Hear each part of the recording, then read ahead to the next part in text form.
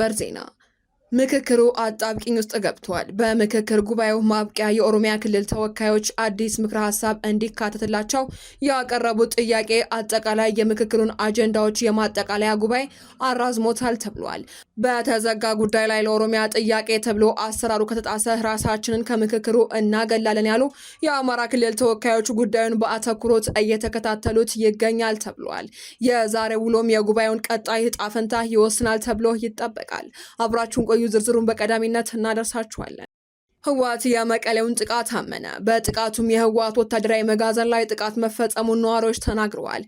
ህወሓት በበኩሉ በዚህ ጥቃት ሴቶችና ህጻናት ተጎድተዋል ሲል ከሷል። ተጨማሪ አለን።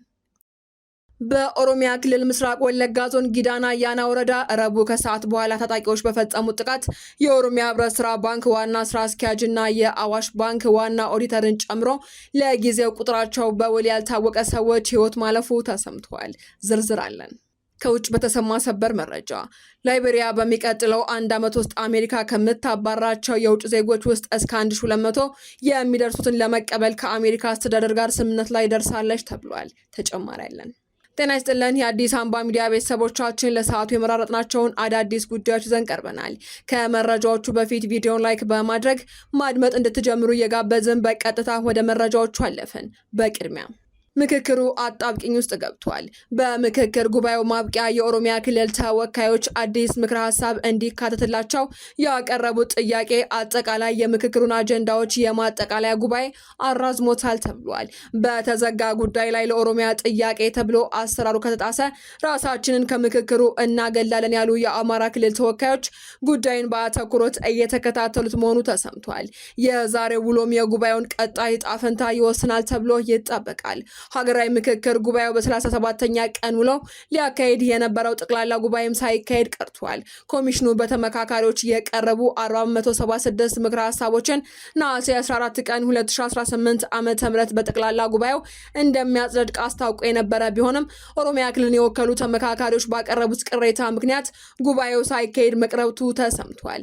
በ8ቱ አጀንዳዎች ዙሪያ የተጠናቀሩትና የተመካከሩት 476 ምክረ ሀሳቦች ነሐሴ 13 ቀን ጠዋት ክፍለ ጊዜ በስራ ቡድን ደረጃ ለሁሉም ተመካካሪዎች ቀርበው ነበር ተብሏል። ኮሚሽኑ ምክረ ሀሳቦቹ ውሳኔ የሚያገኙበትን አሰራር ቀደም ብሎ አሳውቆ የነበረ ቢሆንም አሰራሩን ተግባራዊ ሳያደርግ ቀርቷል። ይሁንና 300 የሚደርሱ ኦሮሚያ ክልልን መወከላቸውን የገለጹ ተመካካሪዎች ቅሬታ አለን ሲሉ ኮሚሽነሮች እንዲያነጋግሯቸው መጠየቃቸው የተገለጸ ሲሆን 3 ኮሚሽነሮችም የተመካካሪዎችን ቅሬታ መቀበላቸው ተሰምቷል።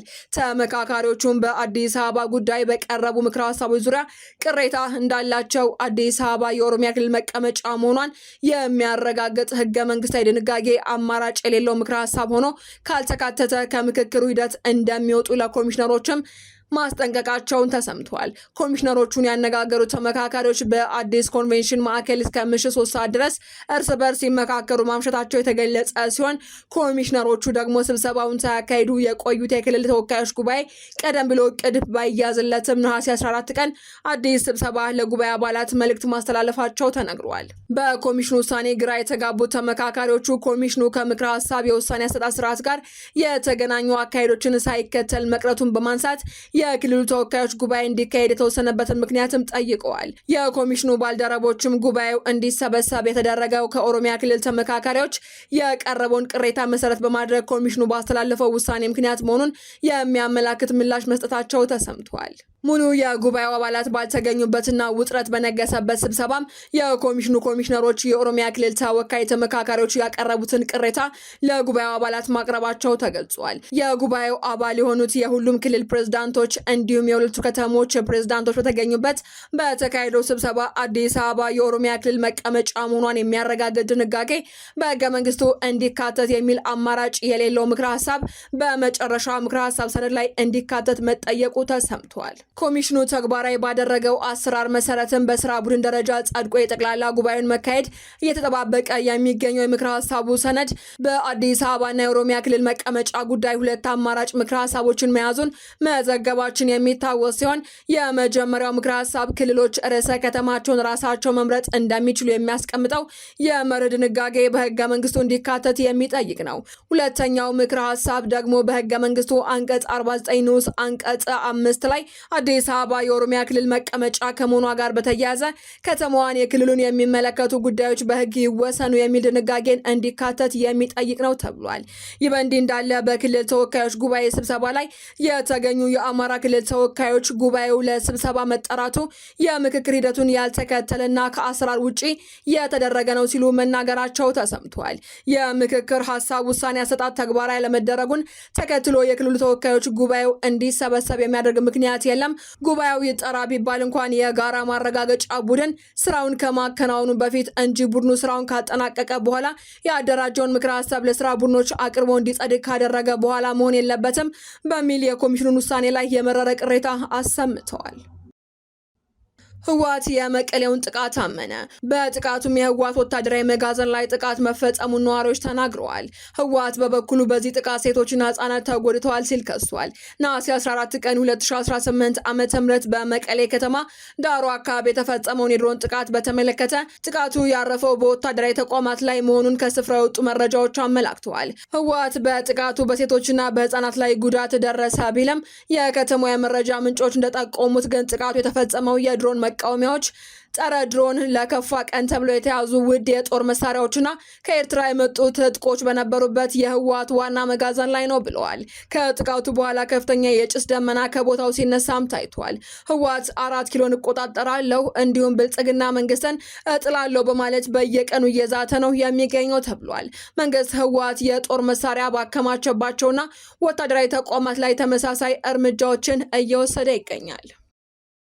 በኦሮሚያ ክልል ምስራቅ ወለጋ ዞን ጊዳና አያና ወረዳ ረቡዕ ዕለት ታጣቂዎች በፈጸሙት ድንገተኛ ጥቃት ቁጥራቸው በውል ያልታወቁ ንጹሃን ዜጎች መሞታቸው ተሰማ።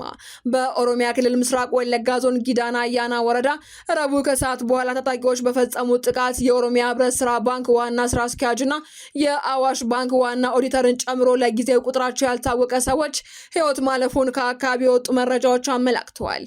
በጥቃቱም የአዋሽ ባንክ ጊዳና አያና ቅርንጫፍ ዋና ኦዲተር ለሚ መንግስቱ፣ የኦሮሚያ ህብረት ስራ ባንክ ጊዳና አያና ቅርንጫፍ ዋና ስራ አስኪያጅ ማሙሽ ማሩን ጨምሮ በርካታ ሰዎች ህይወታቸው አልፏል ሲሉም የአካባቢው ነዋሪዎች ተናግረዋል። ጥቃቱ የተፈጸመው በወረዳው ቱሊ ሌንጫ ቀበሌ ልዩ ስሙ መቂለሊ በተባለ ስፍራ ጸጥታ ኃይሎች ከባንኮች የተሰበሰበን ጥሬ ብር በተሽከርካሪ አጅበው በመጓዝ ላይ ሳሉ መሆኑን ምንጮች ገልጸዋል። ታጣቂዎቹ ሰሞኑን በዞኑ አንገር ጉቴ ከተማ ተፈጽሞ የነበረውን ጥቃት በመሸሽ ነቀምቴ ከተማ ቆይተው ወደ ቀያቸው በመመለስ ላይ የነበሩ ነዋሪዎችን ጭምር ከመኪና በማስወረድ መግደላቸውና ቀሪዎቹን አፍነው መውሰዳቸውን ምንጮች ተናግረዋል። ከውጭ በተሰማ ሰበር መረጃ ላይቤሪያ በሚቀጥለው 1 ዓመት ውስጥ አሜሪካ ከምታባራቸው የውጭ ዜጎች መካከል እስከ 1200 የሚደርሱትን ለመቀበል ከአሜሪካ መንግስት ጋር ስምምነት ላይ ደርሳለች ተባለ።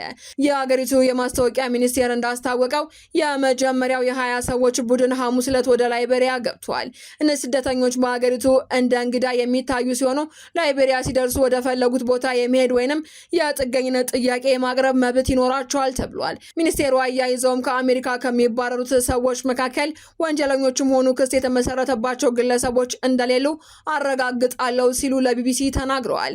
ይህ ስምምነት ፕሬዝዳንት ዶናልድ ትራምፕ ህገወጥ ባሏቸው ስደተኞች ላይ ከሚወስዷቸው አጽንኦት የተሰጣቸው እርምጃዎች አንዱ ነው። እንደ ጋና፣ ኢኳዶሪያል ጊኒ፣ ኤስዋቲኒ፣ ዲሞክራቲክ ሪፐብሊክ ኮንጎና ሴራሊዮን ያሉ ሌሎች በርካታ የአፍሪካ ሀገራትም ተመሳሳይ ስምምነቶችን መፈረማቸውም ታውቋል። ይሁን እንጂ የመብት ተሟጋች ቡድኖች ስምምነቶቹን ግልጽነት የጎደላቸው መሆናቸውን በመጥቀስ ስደተኞቹ ተቀባይ ሀገር ከደረሱ በኋላ ዳግም ወደ ሀገራቸው እንዲመለሱ ይደረጋሉ በማለትም ውግዘትና ትችት እያሰሙ ይገኛሉ። ዜናዎቻችን አበቃን። በሰላም ቆዩን።